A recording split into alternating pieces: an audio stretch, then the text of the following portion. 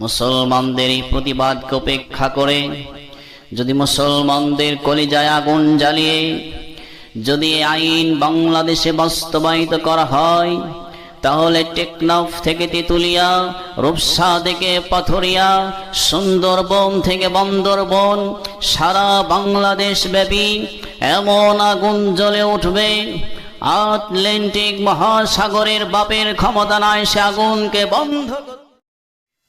প্রিয় মুসল্লিবিন্দু, প্রধান উপদেষ্টা ডক্টর ইউনূস সাহেবের কাছে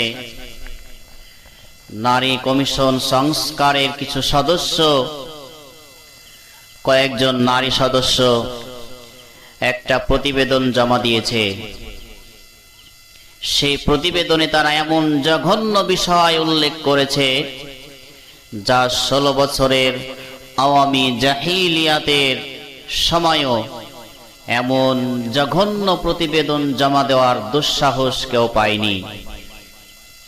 সেখানে তারা বলেছে যৌন কর্মীদেরকে শ্রমিক হিসেবে স্বীকৃতি দিতে হবে। বলে নাউজুবিল্লাহ। প্রিয় উপস্থিতি, যৌন কর্মীরা তারা স্বাধীনভাবে জেনা করবে, স্বাধীনভাবে ব্যভিচার করবে, এমন দৃশ্য কি আমরা দেখতে চাই? সুতরাং আজকের এই মেম্বার থেকে দীপ্ত কণ্ঠে আওয়াজ দিয়ে বলতে চাই, যারা এই নোংরা প্রতিবেদন জমা দিয়েছে তাদেরকে সহ তাদের এই প্রতিবেদনকে ডাস্টবিনে নিক্ষেপ করতে হবে।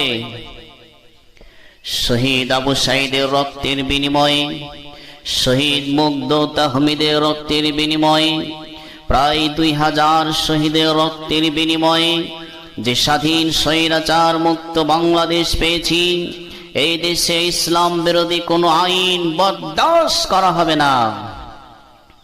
মুসলমানদের এই প্রতিবাদকে উপেক্ষা করে যদি মুসলমানদের কলিজায় আগুন জ্বালিয়ে যদি আইন বাংলাদেশে বাস্তবায়িত করা হয়, তাহলে টেকনাফ থেকে তেতুলিয়া, রূপসা থেকে পাথরিয়া, সুন্দরবন থেকে বান্দরবন, সারা বাংলাদেশ ব্যাপী এমন আগুন জ্বলে উঠবে, আটলান্টিক মহাসাগরের বাপের ক্ষমতা নাই সে আগুনকে বন্ধ